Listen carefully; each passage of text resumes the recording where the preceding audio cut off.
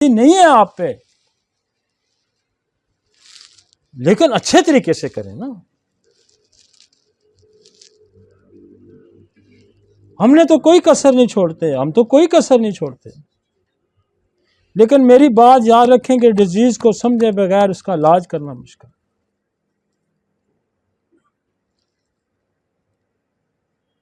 ये बहुत ही मुश्किल है। समझ आई? आगे चलते हैं।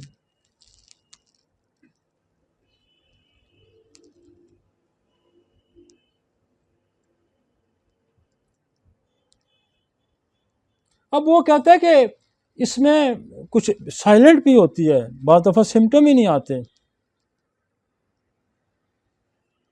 सिम्टम ही नहीं आते। लेटेंट सीलिएक डिजीज छुपी रहती है अंदर।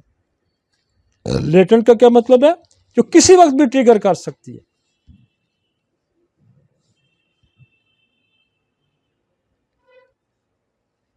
सिम्टोमेटिक क्या होगा कि वो मैनिफेस्टेशन क्या होगी, म्यूकोजा पे लीजन आएगा, मतलब उसमें कांच होंगे, जिस छुपी गई होगी कोई पता नहीं, नो म्यूकस लीजन। तो वो थोड़ा सा बार बार आपको समझाने की कोशिश कर रहा है कि थोड़ा सा आप कोई चीज़ इधर से भी देखें, कोई चीज़ इधर से भी देखें।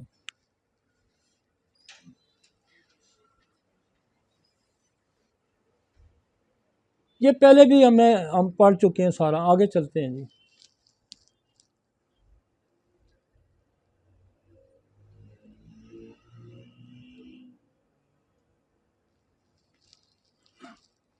अब ये देखें ना, ये ऊपर वगैरह देखें, हेल्दी इंटेस्टाइन, ये देखें ना इसकी, हाँ, नॉर्मल विली कितने बड़े बड़े हैं। अब क्या हो गया, ये जब सीलिएक डिजीज आई तो ये सारे देखें अब एट्रोफी, ये होता है अंदर। ये पहले भी हमने समझा, अब और वाजे होता जा रहा है। अब चीज़ें आपके जहन में बैठती जा रही हैं, चीज़ें आपके जहन में बैठती जा रही हैं। ये स्मॉल गट उसने दिखाई है, ये देखे ना, छोटी आंत, ये बड़ी आंत है, ये इसका ये बीमारी नहीं है। ये बड़ी आंत के अंदर छोटी आंत नजर आ रही है आपको, ये इसकी बीमारी है, जहाँ खुराक एब्जॉर्ब होती है। और ये उसने कहा कि यूं उसकी शेप यूं यूं होती है, यूं यूं यूं यूं यूं यूं। अब वो ऊपर से उड़ गए, अब ये रह गए। ठीक है जी, भूलेगी नहीं, अब सीलिएक नहीं भूलेगी।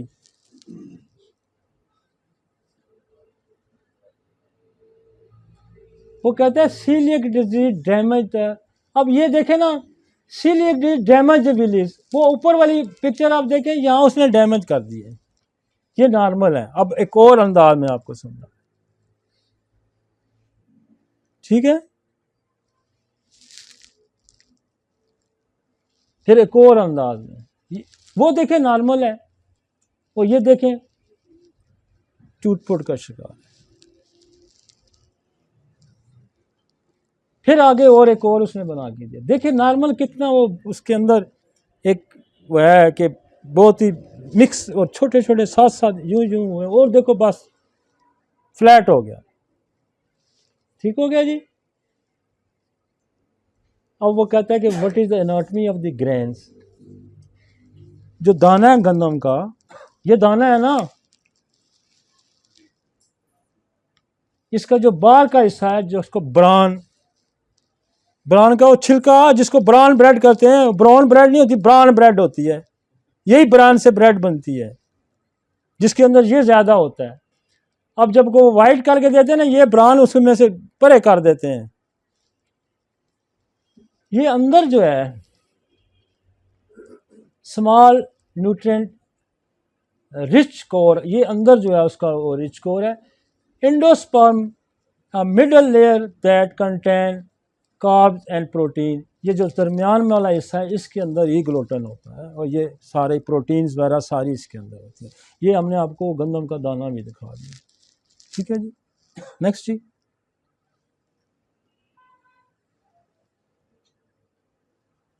अब वो pathogenic of the coeliac disease क्या होती है, वो कहता है जेनेटिक फैक्टर्स भी हो सकते हैं भाई, ख़ानदान में टीबी थी, ख़ानदान में कैंसर था, ख़ानदान माँ को टाइफाइड हुआ, माँ को बैक्टीरियल वायरल इन्फेक्शन हुआ, बच्चे को हुआ, ये क्या है, ये जेनेटिक फैक्टर्स हो सकते हैं।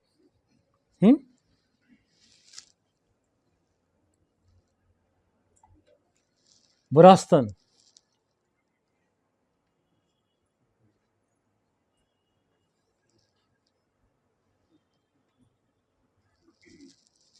इन्वायरमेंटल फैक्टर हो सकते हैं, एपिथेलियम में कोई पैदाशी खराबी हो सकती है,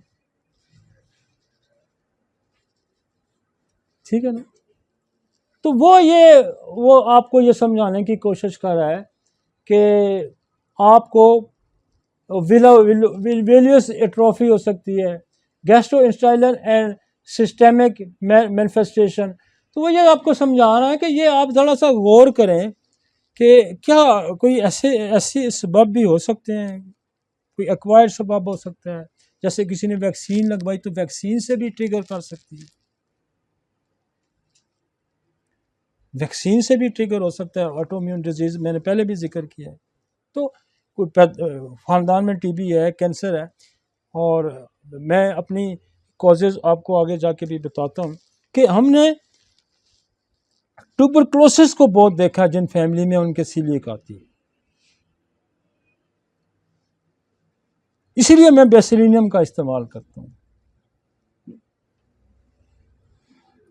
कैंसेरियन हिस्ट्री वालों के यहाँ भी ये सीलियक आती है। तो जो वायरल एंड बैक्टीरियल जो इन्फेक्शंस हैं माँ को हुए हैं, तो इसकी कॉम्प्लिकेशन भी है कि आपका जो इम्यून सिस्टम है वो रॉन्ग साइड के कंफ्यूज होता है, और वो जब ट्रिगर करता है या वो जब किसी भी चीज़ के खिलाफ मूवमेंट करता है, एक्टिवेट होता है, तो वो अगर वीक है, स्ट्रांग होगा तो सही हिट मारेगा। वीक का मतलब है कि एक सही बंदा नॉर्मल बंदा है ना, वो कदम उठाएगा तो यूं दुरुस्त रखेगा ना, सही जगह पे रखेगा। तो जिसके अंदर कमजोरी है तो वो यहाँ हो सकता है स्लिप ही मार जाए। आप समझ आइए आपको, क्योंकि जो आपको होते हैं ना, जो आपके रिफ्लेक्सेस होते हैं, समझते हैं ना रिफ्लेक्सेस। अब यंगस्टर फर्ज करो क्रिकेटर खेल रहा है ना, तो उसके रिफ्लेक्सेस बड़े अच्छे होंगे, उसको पता गेंद आ रही है मैंने कहाँ हिट करनी, इसलिए 40 साल 30-35 गुजरे क्रिकेटर 12 हो जाता है, फिर रिफ्लेक्सेस खत्म हो जाते हैं, उतने रिफ्लेक्स अच्छे नहीं रहते। स्पोर्ट्स वाले जब रिटायर होते हैं तो क्यों रिटायर होते हैं, रिफ्लेक्सेस ही अच्छे नहीं होते, ग्रोथ हार्मोन रुक जाते हैं। तो हेल्दी इम्यून सिस्टम स्ट्राइक करेगा दुरुस्त सिमत में, कमजोर इम्यून सिस्टम स्ट्राइक करेगा जिस तरह मैंने आपको चल के दिखाया, इधर उधर उधर गलत मार देगा। अनाड़ी फायर करेगा तो बंदूक कामेगी तो मार देगा इधर सज्जे खबे किसी को, ऐसा ही होता है ना। सही जो होता है ना निशाना बाज सही टारगेट पे मारता है।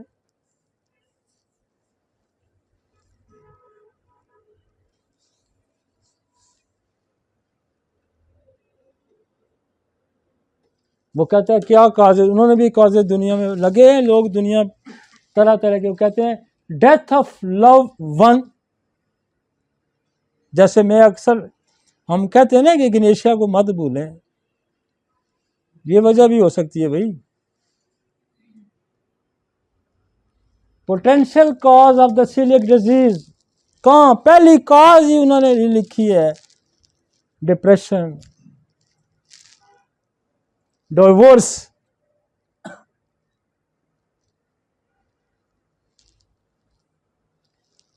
Emotional distress. आपके पास तो दवाइयों की रेंज बड़ी पड़ी है, इग्नेशिया 2, नेट्रोम्योर 2, एसिड फॉ, और जब देखें नेट्रोम्योर बड़ी दवाई है, इसके अंदर अगर पढ़ें जाके तो इन्फ्लेमेटरी बाउल डिसऑर्डर के अंदर, और इसके अंदर viral illness, surgeries, broken bones, serious injury. ठीक है जी, सीलिएक नहीं, सिर्फ सीलिएक ना समझे, गंदम को ना समझे, गंदम के पीछे बड़ी कहानी है।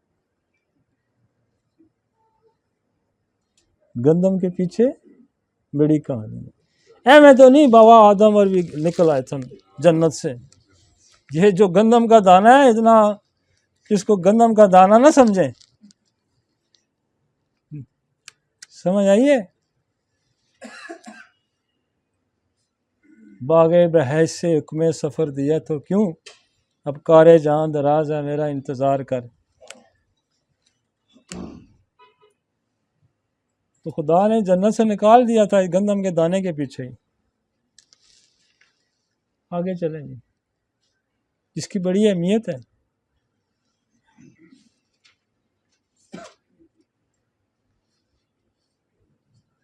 अब देखें, अब मैं आ गया हूँ, ये मैकेनिज्म मैंने सारा आपको समझाया।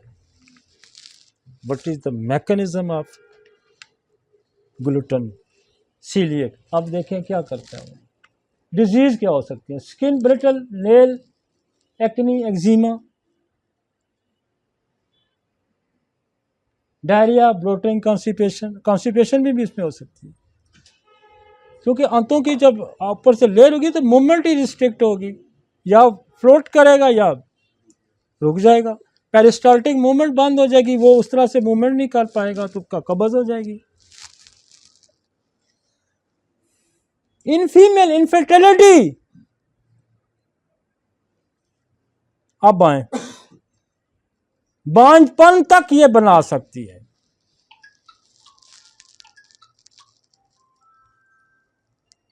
मिसकैरेज एंड अर्ली मेनोपॉज, वक्त से पहले औरत बूढ़ी हो सकती है।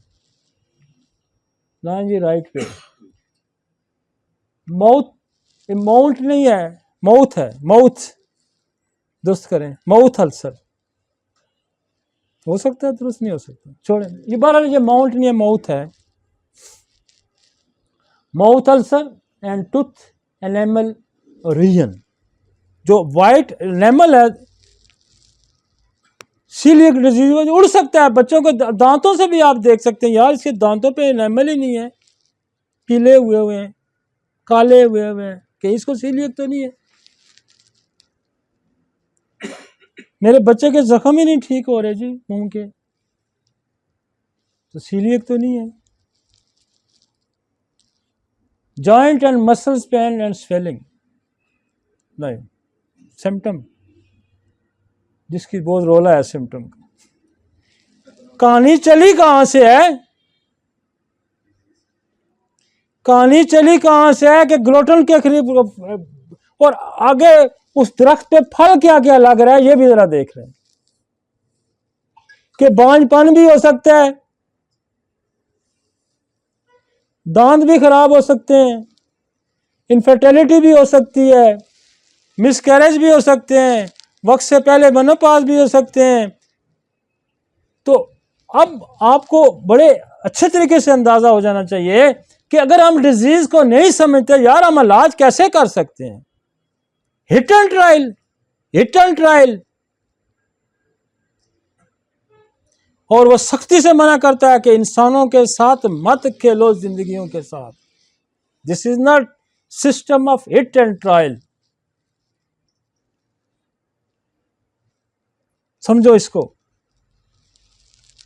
Stomach pain and nausea, lactose intolerance, फिर शुगर भी हजम नहीं होती, anaemia, dizziness, migraine, depression, low vitamin D and chronic fatigue. आ गया जी मजा? इसीलिए कहते हैं कि डिजीज को समझो, डिजीज को समझो। Disease express through the symptom, and symptom के पीछे जाओगे तो डिजीज होगी, और डिजीज के पीछे जाओगे तो कॉज होगा। अनीमिया की बेशुमार कॉजेज हैं भाई। एक कॉज आपको ये भी देखनी है, B12 डेफिशिएंसी कॉज है, ब्लड लॉस कॉज है, लॉस ऑफ एपिटाइट कॉज है, पेट के कीड़े कॉज है।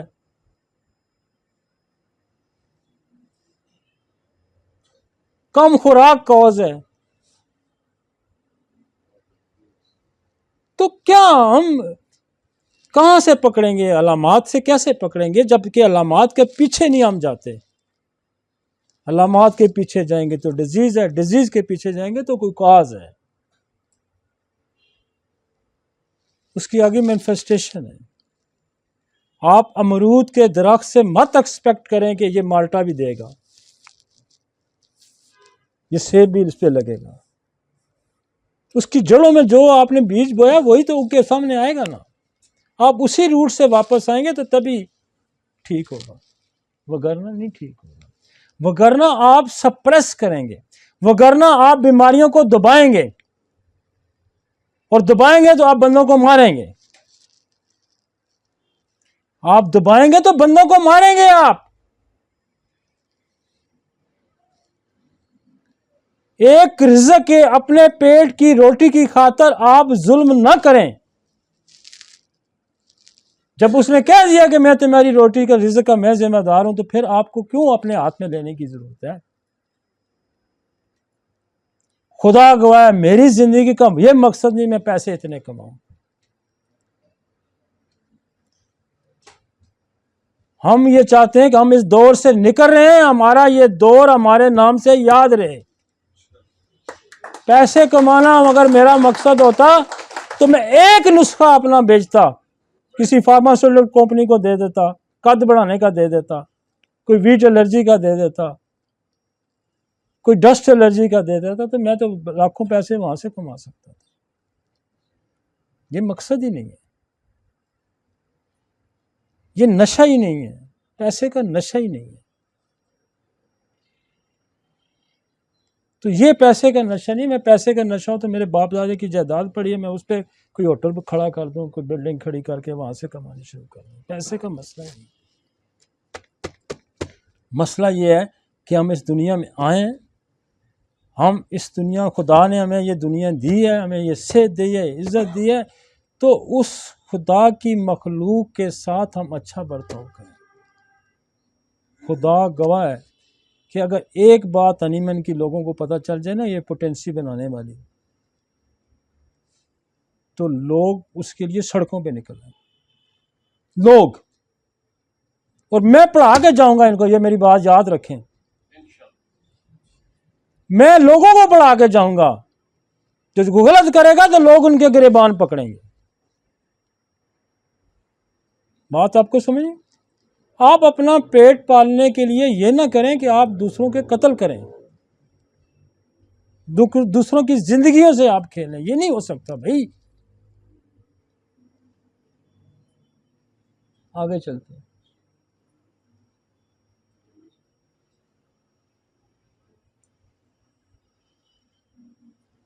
वेट लॉस, फटीग, फिर दोबारा abdominal pain, bloating, loss stool. Next चलते हैं, ये आगे चलते हैं। Celiac disease, 3 step on accurate diagnosis. You must continue consuming gluten until after you have been tested. You must continue consuming gluten. Your blood work show elevated antibody levels, and endoscopy with the biopsy show damage to your, ये पहली stage है कि आप gluten खाते हैं तो आपको तकलीफ होती है। फिर ब्लड वर्क अब चेक कराएं, और उसके बाद एंडोस्कोपी से आप देखें कि ये आपकी जो गट है वो कहीं डैमेज तो नहीं होगी। ठीक है जी। नेक्स्ट, ये टेस्ट है जी, ट्रांसग्लूटामेनेस। ये बड़ा टेस्ट है, IgA। आप ब्लड में ये लिखें, ट्रांसग्लूटामेनेस। ये पहला टेस्ट है कि इसको वीट एलर्जी, एंटीबॉडी रेज होंगे, आपको पता चल जाएगा कि वीट एलर्जी है। टोटल सीरम IgA, ये भी आप करा सकते हैं। ये बहुत कॉमन है, जो पहला टेस्ट है। और बाकी टेस्ट प्रपोज है perform the identified candidates for the duodenum biopsy है, ठीक है जी।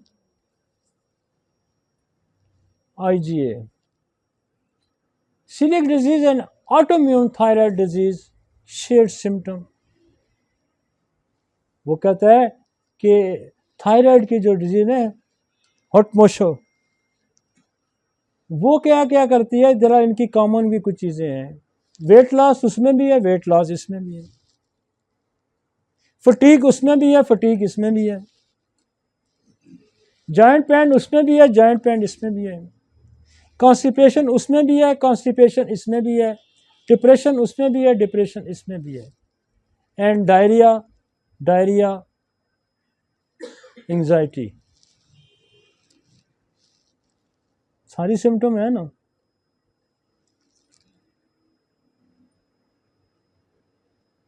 Depression, anxiety,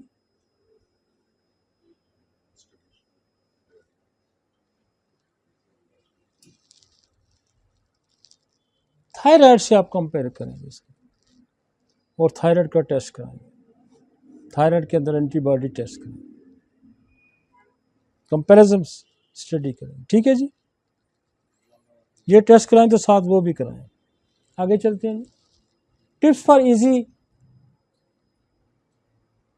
coeliac disease management, वो तो वही कहेगा ना, गंदा ना खाएं, हैं जी। जवार डाइट एलिमेंट्स सच एज रोगी, जवार, पल्सेस, दालें शालें खाएं, गुजारा करें, ठीक है जी। वो ये कह रहे हैं। Joint supportive consuming with the child to the help them adjust to the gluten free lifestyle, के लोगों को समझाने कि ग्लूटेन के बगैर ज़िंदगी कैसे गुजारी जाए। चलो,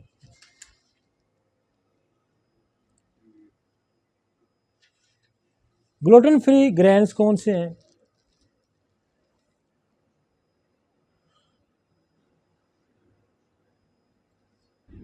ये कुछ चीज़ें उन्होंने लिखी है,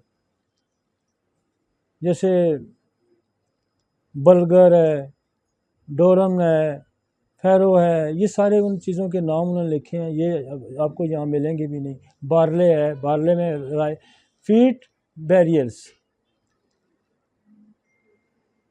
ट्राइटिकल, बार्ले जो को कहते हैं जी, और राय, ये भी इसकी एक किस्म है गंदम की, ब्राउन राइस, वाइट राइस और wild rice, millet, gluten free, ये चीज़ें आप खाएं, राइट वाली, ठीक है जी। आगे चलते हैं। होम्योपैथिक अप्रोच किया जी। अब आपने डिजीज समझ लिया।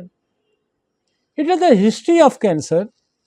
अगर आप पेशेंट की जब हिस्ट्री लें तो उसकी हिस्ट्री में अगर कैंसर पाया जाता है तो आप उसको कार्सिनोसिन देंगे,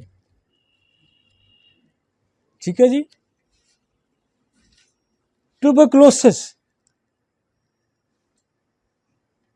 तो आप उसको बेसिलिनियम दें, ये हो सकता है।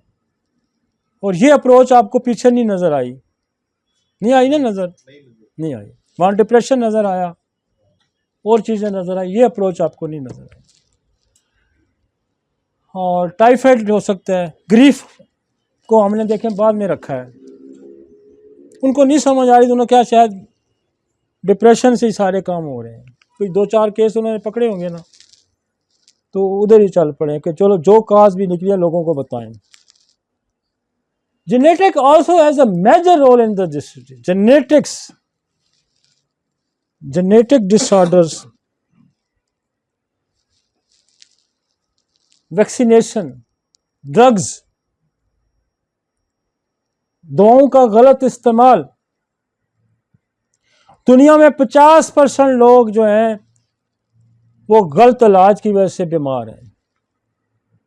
50% नेचुरल डिजीज है। एक मैं फ्रोजन पढ़ रहा था ऑर्गेनन का, वो कहता है कि जब बीमारियों के साथ, जो नेचुरल बीमारियों के साथ दवा के गलत इस्तेमाल की प्रूविंग शामिल हो जाती है, उस मरीज का इलाज करना इंतहाई मुश्किल हो जाता है और वो मौत के मुंह में चला जाता है।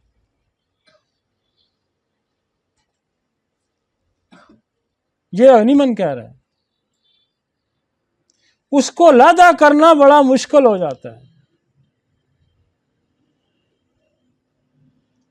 तो इसलिए हम क्या करते हैं कि कोशिश करते हैं कि हमारे पास कोई आए तो हम पहले नक्स फमिका दे देते हैं, हम एलोज दे देते हैं, हम परसटीला दे देते हैं, हम सल्फ़र दे देते हैं। और एक और हमारा बहुत अच्छा एक्सपेरिमेंट जा रहा है कि हम जो दवाइयाँ वो खा रहा होता है उसी दवाई को हम डिल्यूट करके उसको खिला देते हैं। तो हनीमन को अब खुशी होती होगी कि यार वो उन्होंने कोई ड्रग का कोई हल निकाल ही लिया है। समझ आइए आपको? वो एक फ्रोजम उसने कहा है, उसने कहा कि मेरे पास दवाओं की प्रूविंग बहुत कम है, लिहाजा मैं मजबूर हूँ, लेकिन वक्त आएगा कि दवाइयों की मिकदार हमारे पास ज़्यादा हो जाएगी तो हम बेहतर तरीके, ये भी अफरोजम मौजूद है कि मैं मजबूर हूँ कि मेरे पास इतनी दवाइयाँ नहीं हैं प्रूव शुदा कि मैं सारे मराज का इलाज उनसे कर सकूँ, लेकिन जब हमारे पास बहुत सारी दवाइयाँ प्रूव होंगी तो फिर हम बहुत सारे इलाज कर सकेंगे। तो आज तो बहुत सारी दवाइयाँ,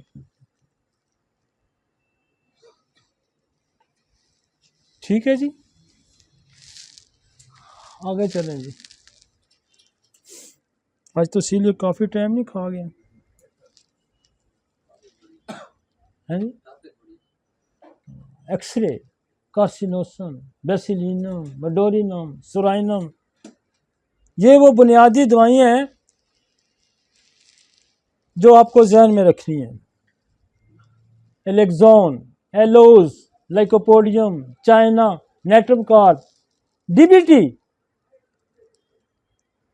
थूजा, एंटी वैक्सीनेशन भी आपके पास। ये डीबीटी क्या है? वैक्सीन है। कुछ लोग इससे भी ठीक हुए हैं, सीलिएक के। एलेस्टोनिया, एलेस्टोनिया को पढ़ें तो आपको लगता है कि उसकी एक पिक्चर नज़र आती है आपको सीलिएक की।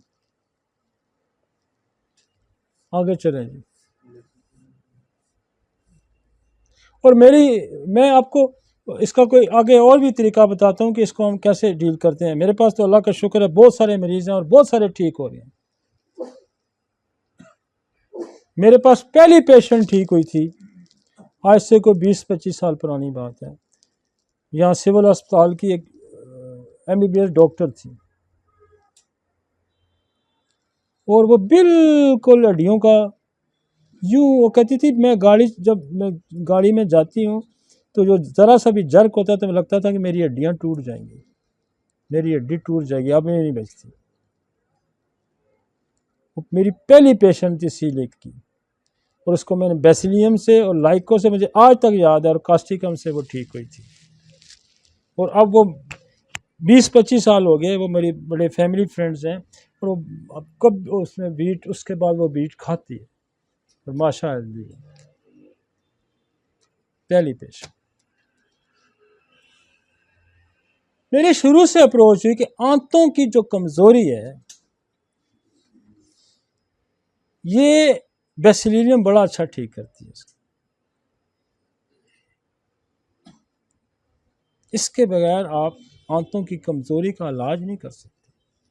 बहुत बड़ी दवाई है, बहुत बड़ी दवाई है। चाहे वो सीलिक हो, चाहे IBS हो, चाहे अल्सरेटिव कोलाइटिस हो, चाहे क्रोन हो, बेसिलियम बड़ी दवाई है।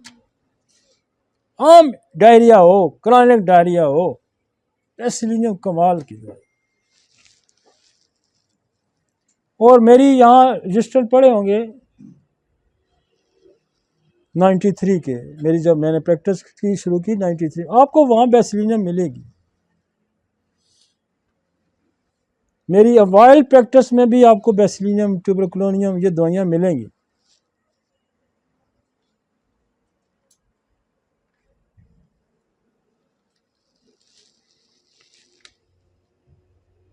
लाइकोपोडियम बहुत मजे की दवाई है सीलियक में।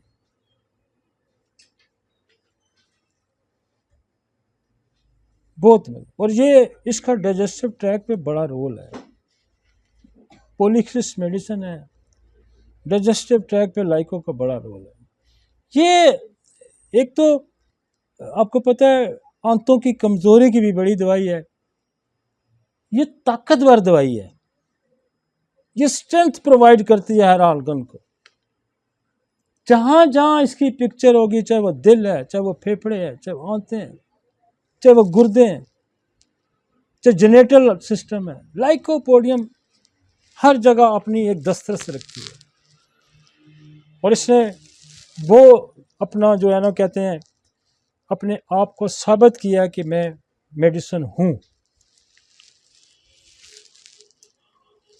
लाइकोपोडियम को मैंने देखा कि सीलियक डिजीज में आंतों के अंदर एक पावर जनरेट करती है। बेसिलिनियम उसकी जो ऑब्जॉर्प्शन है या उसके अंदर जो ऑब्स्ट्रक्शन है उसको रिमूव करती है। और ये जो है ना लाइकोपोडियम उसके अंदर जान जाती है, खड़ा करती है, तो उसके अंदर एक मसल्स के अंदर एपिथेलियल सेल्स के अंदर एक जान डालती है। और एलोज बड़ी बड़ी कमाल की दवाई है इसमें अंदर। और एलोज को हमने बहुत इस्तेमाल किया, जहाँ भी डायरिया आता है बेतहाशा इस्तेमाल किया, 20-20 साल 10-10 साल का डायरिया। और ये जैसे नक्सवमिका क्या करती है कि ड्रग्स के असर को ज़ायल करेगी, नक्सवमिका क्या करती है कि बीमारी की ताकत को तोड़ती है, लिहाजा हम सबसे पहले नक्स का इस्तेमाल करते हैं। कार्सिनोसन क्या करती है कि इनहेरिटेड जो शिफ्टिंग डिजीज हैं उनको ब्रेक करती है। बेसिलिनियम क्या करती है, ऑब्स्ट्रक्शन ऑफ आंतों की, टीबी है, टाइफाइड है, कुछ भी है, किसी भी बैक्टीरिया की वजह से आया उसको उसका तोड़ है। एलोज क्या करती है कि जो आंतों के अंदर इनवॉलंटरी मूवमेंट है, जो उसके अंदर ताकत ही नहीं रही, उसको एक दफा खड़ा कर देती थी। तो ये 3-4 ऐसी दवाइयां हैं कि जो आपको सीलियक से निकालेंगे। लेसिथिन आप दें, जहाँ एनीमिक ज़्यादा हो जाए तो लेसिथिन 200 की एक डोज देती है। जहाँ डायरिया बहुत ज़्यादा आ रहा है, वैसे तो एलोज लाइको ही कंट्रोल कर लेती हैं, लेकिन वहाँ आप एलिस्टोनिया का इस्तेमाल कर सकते हैं, वहाँ मर्कसाल का इस्तेमाल कर सकते हैं। अगर क्रैम्पी है, पेट में दर्द आ रहा है, कोलोसेंट का इस्तेमाल होता है। मैं बहुत लंबी रेंज आपको नहीं बता, मैं आपको वो चीज़ें बता रहा हूँ जो प्रैक्टिकल हैं, जो मेरी ज़िंदगी में हमने इस्तेमाल की है। सीलियक की तो बहुत दवाइयाँ हैं। आप जगह रेपिटी में देखें तो आपको 2 जगह सीलियक का मिलेगा। एक वीट एग्रीवेशन आप जाके पढ़ें, वीट एग्रीवेशन एक जगह पढ़ें, क्योंकि गोरे रोटियां चपातियां तो नहीं खाते थे, वो ब्रेड खाते थे, कईयों ने वहाँ ब्रेड एग्रीवेशन में लिखा हुआ है। समझ आइए आपको? तो ज़्यादा स्टडी करने के लिए आप वहाँ भी जा सकते हैं। लेकिन ये जो मैं चीज़ें बता रहा हूँ ये आपकी प्रायोरिटी में होनी चाहिए। लेकिन वो तो नहीं कि आपको कोई मना नहीं करता कि ये तो समुंदर है, हमने अपना हिस्सा डालना है। हमने लोगों के काम को अपने हिस्से में शामिल नहीं करना, हमने अपना हिस्सा डालना है। वो मेरा दोस्त है ना American doctor Mohammad Khan, doctor Mohammad Khan, वो कहता होता है लोगों की किताबें हमने दोबारा रिपीट नहीं करनी है, हमने अपनी किताब लिखनी है। हमने लोगों के किस्से बयान नहीं करने भाई, हमने लोगों के किस्से नहीं बयान करने, हमने क्या देखा हमने वो बयान करना,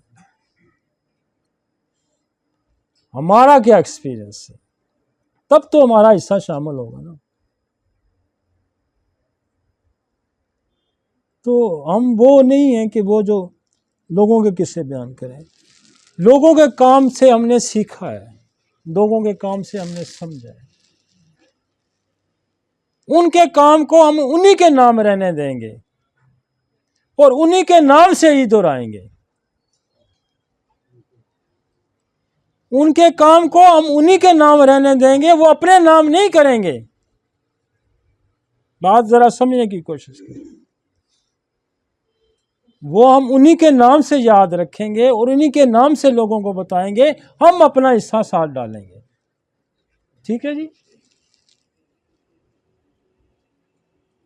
अच्छा, नेट्रम कार्ब के बारे में उसने लिखा है कि ये भी आंतों के अंदर एक एनर्जी प्रोवाइड करता है। जितने भी नमक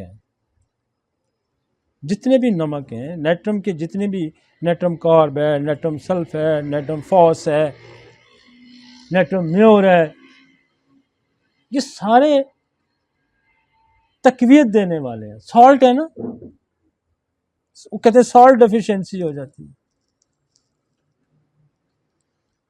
तो natrum carb, natrum mur, natrum sulph, ये सॉल्ट बड़े अहमियत के अमल है। एरिस्टोनियन has a quite similar picture of the coeliac disease. सूजा, जैसे मैंने वैक्सीनेशन के उस पर बात करते हैं, MMR है, वैक्सीनेशन पे बात करते हैं, वैक्सीनम है। तो ये आप जहाँ वैक्सीन के इफेक्ट्स आ रहे हैं, उसको सूजा बहुत बड़ा एंटी वैक्सीनेशन है। नेक्स्ट, लेसीथीन लिखी थी। लेसीथीन असल में मैं जब लेक्चर में वो चीज़ों को समझते हैं तो फिर दवाइयाँ बाद में मैं साथ साथ याद आती हैं, वो जो हम करते हैं बोलते रहते हैं। और मुझे उम्मीद है कि आप इन ग्राउंड्स पे काम करेंगे, सीलिएक को एक दफ़ा और सुनेंगे, इस लेक्चर को एक दो दफ़ा सुनेंगे, आप पक्के हो जाएंगे। इतनी याद रखनी है, इतना ज़रूर याद रखें, एक line, this is autoimmune disease. Autoimmune activate होता है, इम्यून सिस्टम एक्टिवेट होता है किसी भी एक चीज़ के खिलाफ, और वो ग्लूटेन के खिलाफ, ग्लूटेन के खिलाफ एक एलिमेंट है, प्रोटीन है जो गंदम के अंदर है, उसके खिलाफ स्पेशल एक्टिवेट हो जाता है, और वो साथ ही आपकी स्मॉल इंटेस्टाइन को डैमेज करता है। इतना तो याद रखें। कॉजेटिव फैक्टर मैंने आपके सामने बेशुमार डिस्कस किए। मोस्ट कॉमन कार्सिनोस कैंसर है, टीबी है, टाइफाइड है, जेनेटिक डिसऑर्डर्स हैं, ड्रग्स हैं और डिप्रेशन है। इन चीज़ों को जहन में रखें। वालदा की और वालिद की हिस्ट्री ज़रूर लें साथ, तो चीज़ें और भी ऐड हो जाएंगी। लेकिन मेरे पास ज़िंदगी में मुझे ये महसूस ही नहीं हुई कि हमारे पास कभी कोई सीलिएक का मरीज़ ठीक ना हो। सीलिएक का कोई मरीज़ ठीक नहीं। ब्रायोनिया, सल्फर, अब ये जितनी मैंने दवाइयाँ लिखी है ना, ये सारी आप जाके वहाँ जाके देखेंगे ना। अच्छा, डेसेंट्री को है, ये भी बेसिलियम के बाद हम इस्तेमाल करते हैं। डेसेंट्री को, ये नसोड है, ये भी बड़ा हेल्पफुल होता है। यहाँ भी हेल्पफुल होता है और वहाँ भी, अल्सरेटिव कोलाइटिस में भी हेल्पफुल होगा।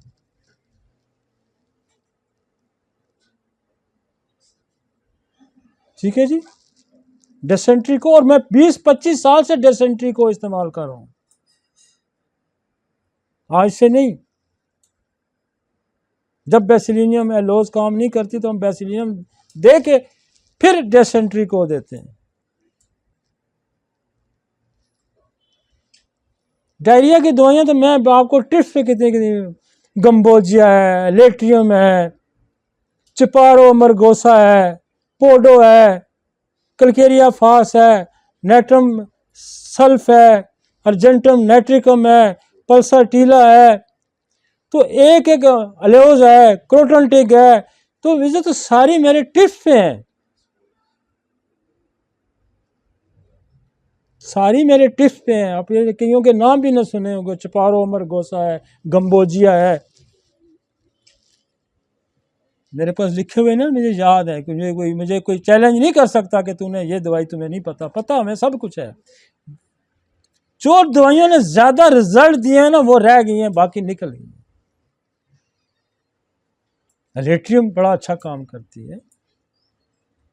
जो शुरू में मैंने गम्बोजिया बड़ा यूज़ किया, चिपारो हमने बड़ी यूज़ की क्रॉनिक, उसमें करते करते रिफाइन होते गए, रिफाइन होते गए, रिफाइन होते गए। बेसिलिनियम, एलोज, नक्स, कार्सी ये निकलनी शुरू हो गई। फंसते थे ना, और वो कहता है पड़ा पड़ा, अगर वो एक ही उसमें इतने कलर आ जाएं तो परसटीला बनती है। पहले येलो था तो ग्रीन हो जाए तो नेट्रम सेल बनती है। तो पिड़ की आवाज़ आए तो आपकी कल्केरिया फाज बनती है, क्रोटन बनती है। ऑफेंसिव है, सोर है तो आपकी रियूम बनती है, ठीक है ना। और सोर है तो कल्केरिया कार बनती है, सॉरी कल्केरिया कार बनती है। डेंटेशन पीरियड है तो आपकी कैमा बनती है, आपको पोडा बनती है, आपको कल्केरिया फाज बनती है, कल्केरिया कार बनती है। याद में जो सारी हैं और एक एक अलामत के साथ याद है। लेकिन हम आपको जरा आसानी की तरफ, बर्डन नहीं मैं डालना चाहता, ये 2 4 5 याद रखें शुरू वाली, बाकी समुंदर है, निकलते जाएं निकलते जाएं। ऑफेंसिव है, स्मेल है बहुत ज़्यादा। र्यूम देखें बड़ा इस पर करती है काम, और र्यूम बहुत बड़ी दवाई है, कैमोमिला की तरह दवाई है। बच्चे चिड़चिड़े रोते, उनके तो उससे भी बू आती है, कपड़ों से भी बू आती है र्यूम की। लेकिन आप देखें ये मैं अमन डायरिया में हम नक्स बेसिलिनम 3 दवाइयाँ हमने रखी हुई हैं, नक्स बेसिलिनम है। लोग आप चिपका के मारें, जहां मर्जी अप्लाई करें भाई। हमने आधे घंटे घंटे के बाद हमने बंदे का रिजल्ट ले लेना।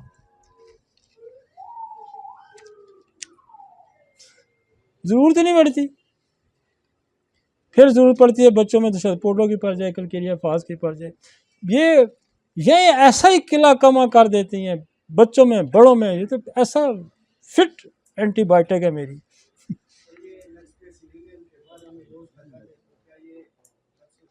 नहीं वो एलोज यहाँ डैमेज नहीं करती, यहाँ पर्पस डिफरेंट है।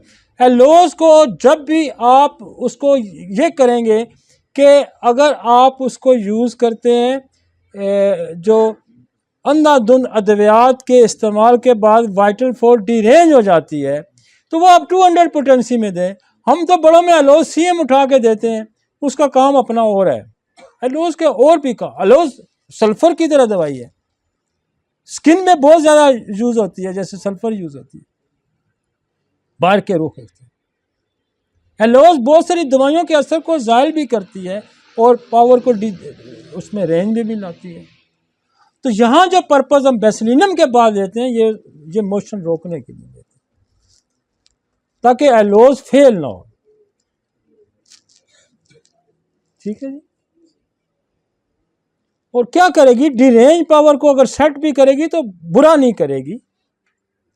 देखिए एलोज का पर्पस एंटीडोटल नहीं है, यह भी ध्यान रखें। एक जगह एंटीडोटल है, जहां सल्फर का ज्यादा इस्तेमाल हुआ वहां एंटीडोटल है। जहां बेशुमार मोशन की दवाइयों का इस्तेमाल हिकमत में या दूसरे तरीका इलाज में, वहां एंटीडोटल है एलोज।